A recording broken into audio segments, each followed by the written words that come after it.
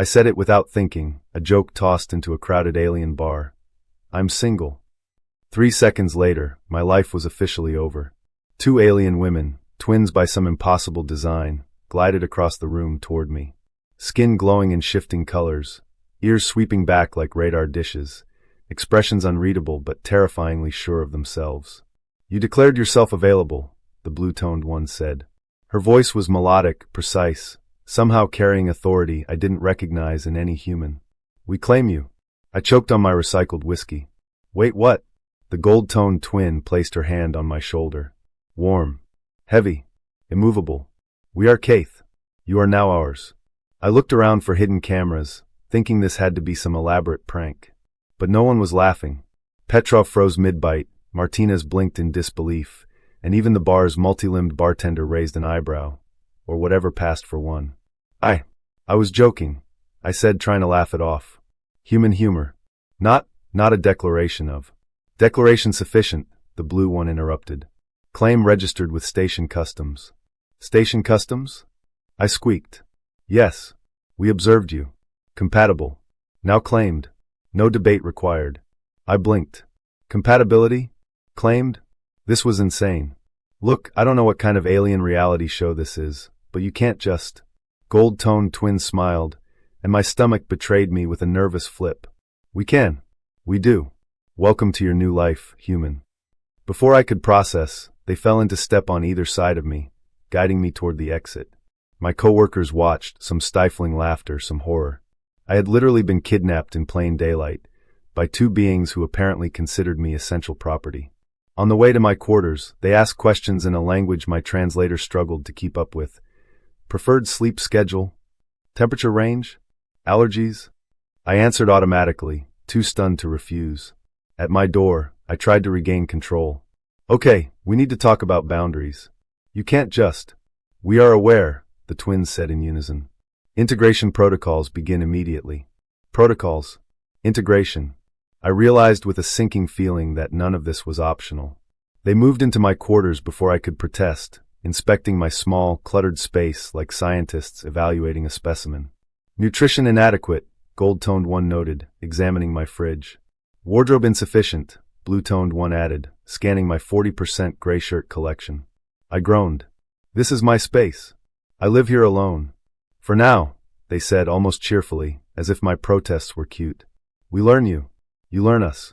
This is bonding. I slumped into my chair, entirely defeated. Somehow, joking about being single had led to alien twins claiming me, invading my quarters, cataloging my every habit, and rewriting my life before dinner. You understand consent? I asked cautiously.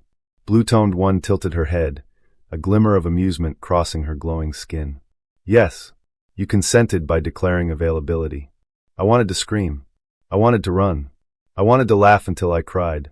Mostly, I wanted to wake up and find this was a hallucination caused by too many hours of translation work. Instead, I was left with 2 impossible women, glowing skin, synchronized precision, and the sudden, terrifying realization. My single life was officially over. And somehow, I didn't hate them for it. Morning arrived too quickly, dragging me out of a sleep that was far too short and far too restless. I blinked at my quarters, well, our quarters now, if I accepted reality, and immediately remembered the invading twins from the night before. Good morning, James, blue-toned one said cheerfully, already perched on the edge of my bed like she owned the place. Time to begin integration protocols. I rubbed my eyes. I'm not ready. This is a lot. Gold-toned one leaned against the doorframe, arms crossed, ears twitching. Acknowledged. But readiness is optional. Protocols are not. I groaned, sitting up and staring at my cluttered space. Somehow, in the hours I'd slept, they'd rearranged the furniture, leaving a path for them to move freely. My chair was gone, my table reorganized, my tiny kitchenette inspected. Every item had been evaluated for efficiency, comfort, and nutritional adequacy. You can't just, this is my life, my routines, I protested, my voice hoarse from exhaustion and panic. Blue-toned twin tilted her head, an expression that was impossibly calm, yet impossibly intimidating. We are learning your routines, so you can learn ours. Integration requires observation. Gold-toned one moved closer, touching my shoulder gently. Warm, firm, impossible to ignore. We begin with diet. Nutrition is foundational. You ate poorly yesterday. Unacceptable. Not acceptable? I sputtered. It's just cereal and protein bars. Insufficient for a claimed human, Bluetone said, already producing a small tray with something steaming and aromatic. This is quiche. Similar to your coffee, but optimized for nutritional balance. I stared at the glowing amber liquid. Against my better judgment, I sipped. Warmth spread through my chest, a complex flavor that felt alive, almost intelligent. Okay, that's actually good. Gold-toned one nodded. Pleasure noted. Cataloging response. Integration protocol step 2. Morning hygiene and attire. Follow us. I blinked. Follow you where? My bathroom. Yes, they said in unison. Efficiency. 3 steps later, I realized I had no choice. They inspected my shower habits, commented on my towel placement, and without asking, selected a gray shirt they deemed sufficient for day 1 but inadequate long term. I can pick my own clothes, I said, half laughing, half panicking. Blue-toned twin raised an eyebrow. Optional compliance noted. But integration is smoother if you participate willingly. Breakfast ended with more observation, questions about my sleep cycles, temperature preferences, and even subtle body cues, like how I moved when I thought no one was watching. I realized mid-conversation that they'd memorized the exact way I gestured when frustrated, the slight tilt of my head when confused, the way I sighed after long stretches at work. Do humans always flinch this much? Gold-toned one asked quietly, while I scrambled to answer a communicator alert from the station. Yes, I muttered. Yes, we do.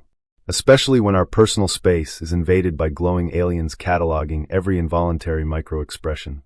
By mid-morning, I was being led to my first practical observation session, a guided tour of my workplace so they could understand my professional routines. Every step I took, every button I pressed, every frustrated sigh I muttered at the translation algorithms, they watched, noted, sometimes adjusted. You're meticulous, Bluetone said. Precise. Efficient. Observant. You build connections without awareness.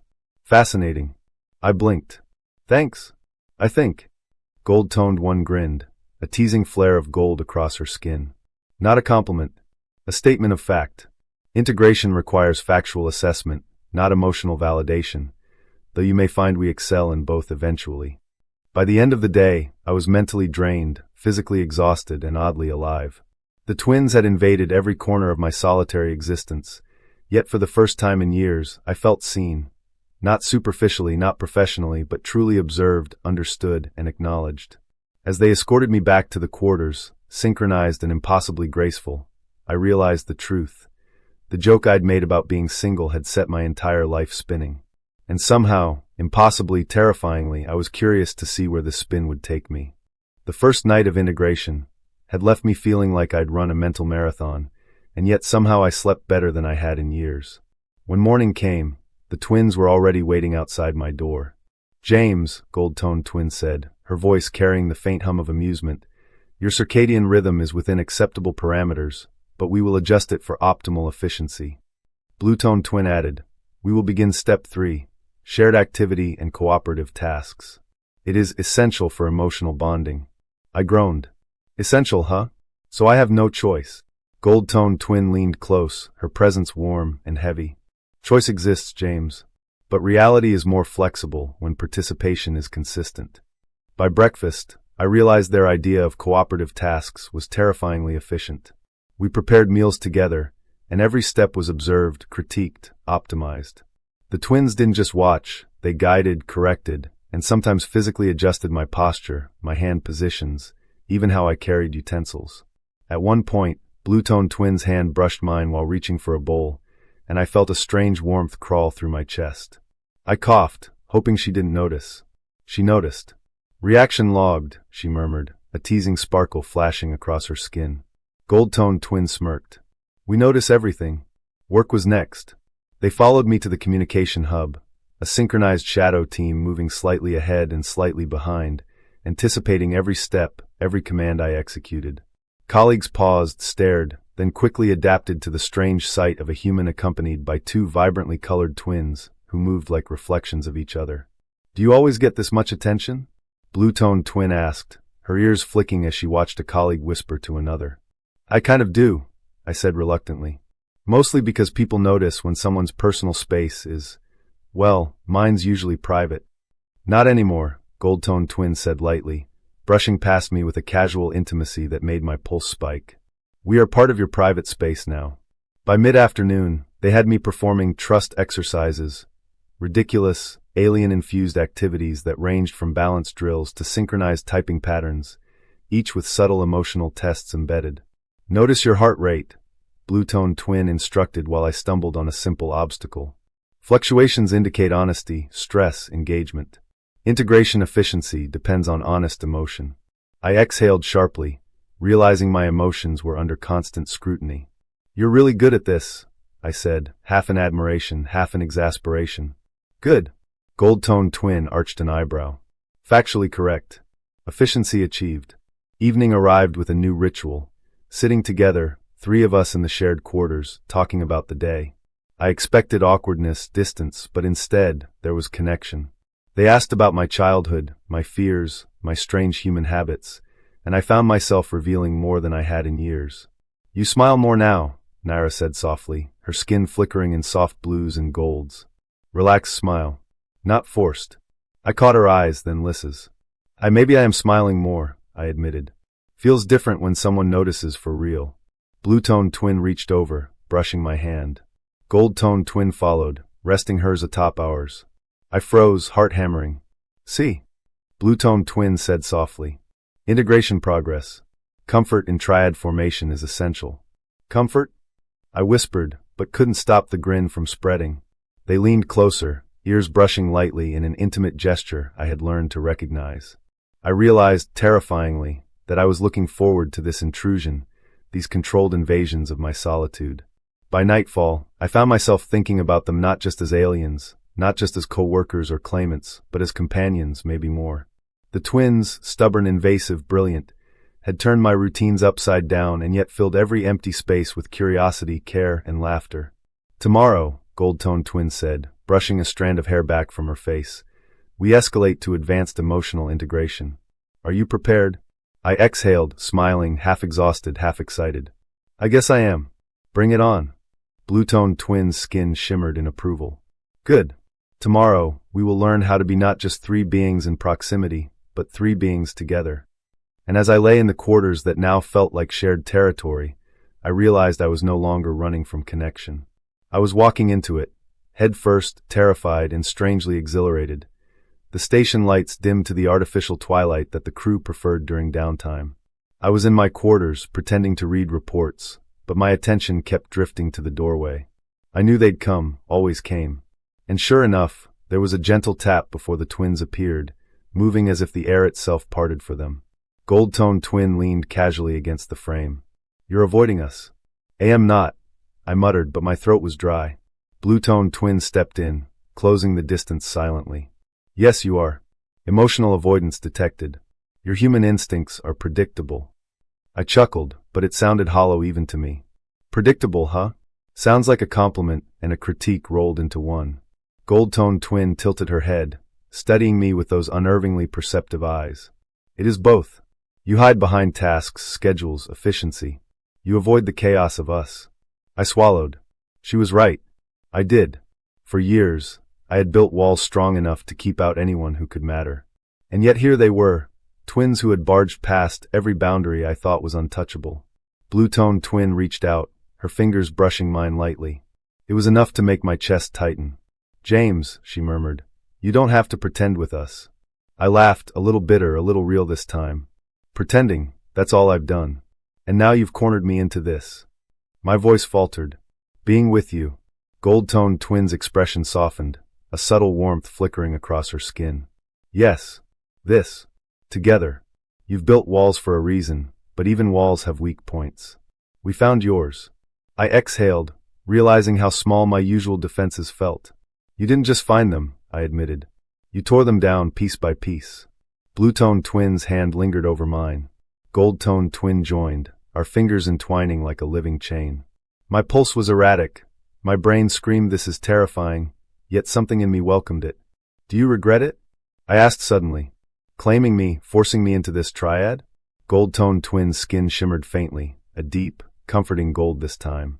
Never. Not for a moment. You are exactly who we wanted to see, exactly who we hoped would see us back.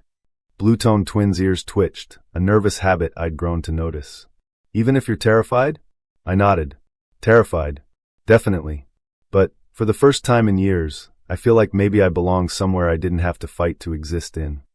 Silence fell, heavy but not uncomfortable. Then gold-toned twin leaned closer, resting her forehead lightly against mine. Then stop running. Let yourself be thus. Fully. Not cautiously. Not as an experiment. Blue-toned twin mirrored the gesture, her forehead touching mine on the other side. The warmth was dizzying, grounding, intimate in a way that humans rarely achieved. I closed my eyes, letting myself absorb the moment. Their presence wasn't invasive anymore, it was home. James, Blue-toned twin whispered, say it. What do you feel? I opened my eyes, gazing at them both. I don't just feel safe. I don't just feel wanted. I feel like this, being with both of you, is right. Like it's how I'm supposed to live. Gold-toned twins' lips curved into the smallest, sharpest smile I'd ever seen. Finally. Took you long enough. Blue-toned twin chuckled softly. We were patient. But patience doesn't mean forever. You had to admit it to yourself. I laughed, half in relief, half in disbelief. I admit it. I can't. I won't try to hide anymore. You've won. I'm all in. And in that simple declaration, the air shifted. Colors flared across their skins in joyful harmonics I had learned to read like language. Trust, affection, relief, and love. My chest tightened with something I hadn't realized I'd been starving for. Connection so complete it scared me, and thrilled me in equal measure. Gold-toned twin whispered against my ear. We claimed you because we believed in you. Now you claim us because you finally believe in yourself. Blue-toned twin pressed her cheek to mine. It's terrifying, yes. But it's beautiful. And we're in this together. Every moment, every step. I exhaled slowly, feeling something solid settle in my chest. It wasn't just fear or tension anymore, it was belonging. For the first time, I understood what they had meant by integration. Not just living together. Not just surviving together. Existing together. And maybe, just maybe, I was ready to stop running forever. Next morning, the station hummed with a quiet urgency. Word had spread about the twins' claim on me. Some curious, some amused, a few incredulous. I tried to focus on my work at the communications hub, but my thoughts kept slipping back to the night before. Their touch, their words, the colors of their skin when they had leaned in close, the warmth that still lingered in my chest. A soft chime at the door broke my reverie. I looked up to see the twins standing there, almost identical in posture, but distinct in the subtle tones of their skins. One a gentle amber, the other a soft sapphire. They carried a small stack of files and, more importantly, the determined confidence that always made my pulse quicken. Are you ready? Gold-toned twin asked, her voice a calm anchor against the chaos in my head. Ready for what? I asked, though I already knew the answer. Blue-toned twin stepped in, closing the gap between us. For the preparations. The formal bond ceremony. There's protocol, ritual exchanges, declarations. You can't exactly wing this part. I groaned. Protocol. Rituals. Public declarations. I thought we were just figuring each other out. Gold-toned twin smiled that dangerous, knowing smile. You're figuring each other out. But now it's time to make it official. To show it. We walked through the station corridors together. I was acutely aware of every glance from passing crew members, some teasing, some respectful. The twins didn't flinch. They walked with that effortless confidence that made me feel like I belonged merely by being near them. And maybe in some unspoken way I did. When we reached the Caith liaison's office, Tavara greeted us, her eyes sharp but warm. She had a presence that could silence a room, and yet she had always treated me with a gentle patience I hadn't expected from an alien diplomat. James Cavick, she said, her voice steady, your claimants have requested the official preparation for your bond. Are you certain this is your intent? I looked at the twins, their skin flickering nervously, betraying the slight tension they tried to mask. They had been patient, giving me space to process everything, yet here we were, at the threshold of permanence. I want this, I said finally, my voice stronger than I felt. Not because I have to, but because I choose it. Gold-toned twin reached for my hand. Blue-toned twin joined, so our fingers intertwined, a chain of mutual trust and intent. The gesture was intimate yet grounding. I had thought I would feel claustrophobic, trapped, invaded, but instead I felt anchored. Tavara nodded. Then we begin. Preparations will include ritual exchange objects, a declaration of intent, and a ceremonial space where your bond will be witnessed. She gestured to a corner of the room where objects gleamed softly under station lights, intricately carved tokens, small ceremonial garments, and a shallow basin filled with water that reflected colored lights from the ceiling. Blue-toned twins' ears twitched with anxiety, gold-toned twins' skin shimmered with quiet excitement. "You don't have to be scared," I said softly, almost more to myself than them. "We'll face this together. All of us." A small, genuine smile spread across their faces, and my chest tightened at the sight. "Together," Gold-toned twin echoed. "We've been patient, James, but it's time. Time to let go of fear, time to stop hiding, time to be." I swallowed, feeling the weight of every choice I had ever made. This wasn't just about the claim. It wasn't just about being with them. It was about allowing myself to be known, to be vulnerable, and to accept that I had finally found people who wouldn't just see me. They'd choose me every day. As the preparations began, they explained every detail, how the ceremonial exchanges symbolized trust, how every color their skin displayed conveyed a layer of emotion I had learned to read, how the declaration would be witnessed, binding us not only culturally but emotionally.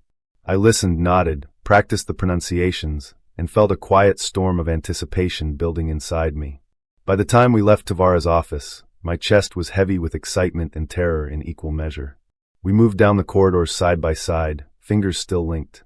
Every glance, every small touch, every subtle shift in their expressions whispered a promise that whatever came next, we faced it together.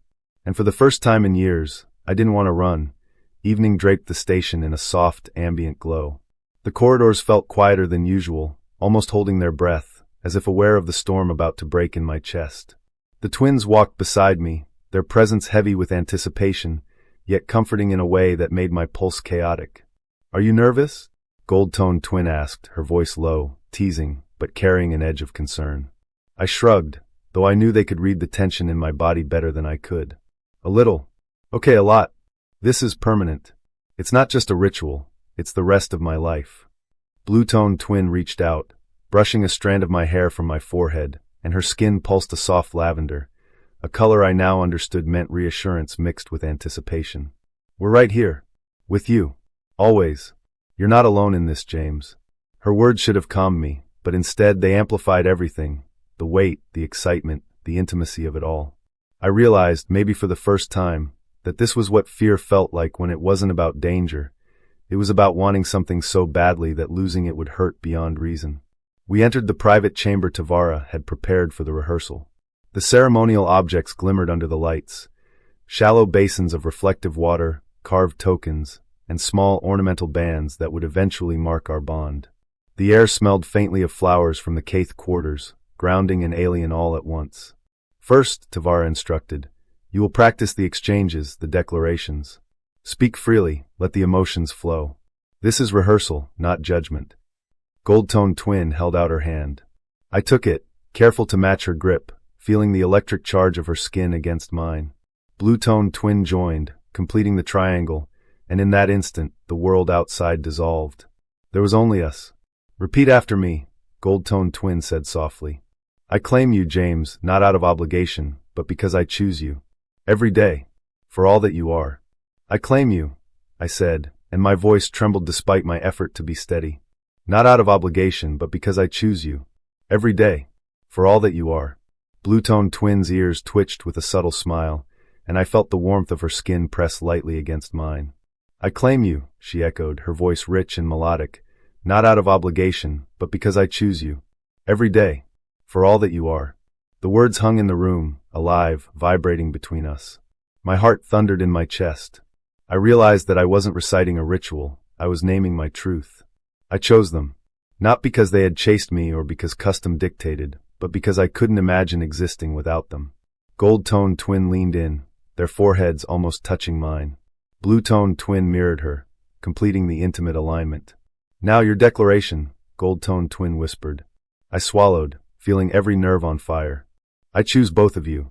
Not because you claim me first, but because somewhere between the chaos and the quiet, the jokes and the arguments, the late-night talks and the stolen meals, I realized, I don't want to let go. I never want to let go." The twins' skin ignited in a riot of color, gold, sapphire, and violet interwoven, each pulse a reflection of joy, relief, and love so intense it made my chest ache. Their ears brushed against mine in a Caith gesture of trust and intimacy. "You feel that?" Gold-toned twin asked, her voice trembling slightly. "That's the bond responding. It knows we're ready." Blue-toned twin smiled, touching my cheek lightly. "You're ours now, James. As much as we are yours." I laughed softly, the sound catching in my throat, tears prickling at the corners of my eyes. "Then I guess I'm home." We stood there, three beings from different worlds, hearts beating in reckless synchronization, knowing that the formal ceremony was only a formality. The real bond had already formed, messy, terrifying, beautiful, and permanent. And in that quiet rehearsal, before any witnesses, I realized something fundamental. I had stopped running. I had stopped hiding. For the first time in years, I belonged fully, irrevocably. The morning air in the station's ceremonial hall hummed with anticipation. Soft light filtered through the panoramic viewport, catching the metallic surfaces and the colors of alien flora arranged meticulously along the walls. Friends, colleagues, and a small contingent of Caith diplomats had gathered, their gazes curious but respectful. Tavara stood at the center, her presence commanding yet warm. "Today," she began, her voice carrying the weight of centuries of tradition, "we formalize a bond that has already taken root. A bond of choice, trust, and connection." Lisa and Naira flanked me, their hands gripping mine with quiet intensity. Their skin pulsed in tandem, gold and sapphire interlacing like a living aurora. I swallowed hard, nerves and exhilaration colliding in my chest. "James Kavik," Tavara said, her eyes holding mine, "you have been claimed by Lisa and Naira, twin-bonded daughters of Caith. Do you accept this claim freely, without coercion?" "I do," I said, voice steady despite the tremor of my heart. "And I make my own claim, choosing them fully, completely, and without hesitation. Not because they claim me first, but because I choose to belong, to them, and with them, for as long as we exist together." The hall was silent for a heartbeat, then Lisa and Naira's ears twitched in joyous recognition. Their skin blazed with colors I had only learned to interpret recently: love, relief, and fierce pride. "I accept your claim," Lisa said softly, her golden-hued skin flickering. "I claim you in turn, James, not out of obligation, but because I see you fully, and I choose you every day." "And I," Naira added, her sapphire skin shimmering, "claim you as well. Every choice, every secret, every flaw and triumph, you are mine to witness, and I am yours in return." Tavara smiled, ears lifting. "By the authority vested in me, I recognize this bond as formed, permanent, and sacred. May your lives together be filled with understanding, courage, and joy." We followed the ritual motions, foreheads touching in the Caith gesture, hands clasped firmly in the human way, ears brushing in intimate alignment. Each small movement carried centuries of meaning, a bridge between worlds and hearts. The audience erupted softly into applause, the sound mingling with laughter, cheers, and whispered congratulations in multiple languages. I felt a hand on my shoulder, my friend Petro grinning, muttering, "Alien married officially. Didn't see that coming, huh?" I laughed, glancing at Lisa and Naira, their radiant expressions mirrored in the glow of their pulsing skin. "Not yet," I said, "but now definitely." Later, we moved to our new shared quarters, a space prepared for three from different worlds to live together comfortably. Belongings intertwined seamlessly, personal and alien artifacts blending into a shared home. The first time, it didn't feel odd. It felt right. We sank into the cushions, just existing together, a quiet victory over distance, fear, and the walls I had built around myself. Outside, the station's viewport showed ships streaking across the cosmos, lives moving forward. Inside, I felt stationary in the best possible way, anchored in love, chosen by two remarkable beings who refused to let me go. I looked at them, hearts pounding in unison. "I love you," I said softly, the words heavier and truer than anything I had ever said before. They didn't need words in return. Their skin flared with colors that said everything: joy, relief, love, and belonging. Ears lifted in perfect synchronization. "We know," they said together, and I realized I had finally caught up. For the first time in years, I wasn't just here, I was home. Morning light spilled through the viewport, painting the triad quarters in pale gold. The apartment smelled faintly of alien flowers and toasted bread. Lisa had insisted on experimenting with a Caith human fusion breakfast. Naira's hands moved deftly, organizing supplies while simultaneously reminding me that I had to wear proper station footwear inside, or risk scalded toes. I stretched, still half asleep, and looked around. Belongings from 3 different worlds were interspersed seamlessly, my battered datapad and human books nestled next to shimmering Caith artifacts and Lisa's meticulously arranged herbs. Somehow it felt cohesive, alive. Home. You sleep funny, Naira observed, arms crossed as she leaned against the doorframe, one ear flicking impatiently. Too curled, not enough alertness. And you snore. Slightly. I groaned, but couldn't hide my grin. Noted. Sleep critique from aliens, check. Lisa's laughter joined hers, melodic, teasing, as she slid a plate of steaming food toward me. We are not just your bond mates, she said, skin flickering with warm hues. We are your life coaches, your nutritionists, your personal trainers. And your permanent headache, I added, shaking my head, smiling genuinely for the first time in months. Days blurred into routine, me learning the nuances of Caith etiquette, how a subtle ear twitch could signal curiosity, caution, or outright mischief, them navigating human schedules, coffee intake, late-night video marathons, and the occasional stubborn, I'm fine, don't worry, that always needed intervention. It wasn't perfect. There were arguments about space usage, about who got the prime viewport seat, about whether my messy side of the room violated any unspoken laws of triad cohabitation. But every conflict ended with laughter, gentle compromise, and touches that reminded me of the bond's depth. One evening, after a long shift at the station, I found them both on the balcony, watching the ships glinting like fireflies in the void. I joined silently, letting the shared quiet settle over us like a blanket. You're quieter today, Lisa murmured, elbow nudging mine gently. Processing, I said honestly, eyes tracing the slow dance of distant vessels. It's strange, feeling normal and extraordinary at the same time. Naira's hand found mine, fingers curling naturally. That's called bonding. It's not just ceremony. It's learning to be seen and choosing to stay seen. Every day. I squeezed her hand, feeling the pulse of their connection through my own heartbeat. Then I guess I have a lot to learn. Lisa leaned against me, cheek brushing my shoulder. We'll teach you, she said softly, but only if you're willing to stop running. I'm done running, I whispered. They smiled, twin flames mirrored in the colors of their skin. That evening, as we cooked dinner together, laughed over small mistakes, and shared stories from our pasts, I realized that the bond wasn't about control or ownership. It was about choosing each other, constantly, in small and big ways. And maybe, just maybe, it was about finally allowing myself to belong somewhere, or more accurately, to belong with them. By the time the station's lights dimmed for the night, we were sprawled across the cushions in a tangle of limbs, warmth, and quiet contentment. The universe outside continued its endless hum, but inside, we were exactly where we were meant to be. Together, stubbornly, beautifully, permanently.